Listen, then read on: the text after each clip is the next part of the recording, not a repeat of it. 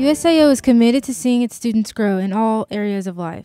In order to better aid students' transitions from high school to college and to help continue the overall success of the students, the university unveiled its Student Success Center August 25th with a ribbon-cutting ceremony. So the Student Success Center is a place for all USAO students to come for us to help them transition from high school to college, and then if they're already a USAO student, from college to possibly graduate school or their future career options. We offer a lot of different things for students, and we have a lot of free initiatives that students can come and partake in. The Student Success Center is a place for students to find help in all areas of study.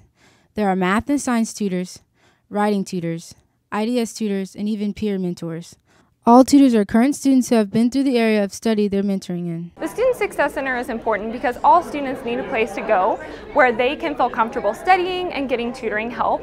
Sometimes students don't realize that tutoring can be for a student who's doing well in a class but wants to do better. So these resources are available to all students. They're 100% free, and they're offered by other students who've already been successful in those areas, so they can give tips and tricks from the trade, and that will just help them be more successful in the future. The Student Success Center is located in Nash Library on the 3rd floor.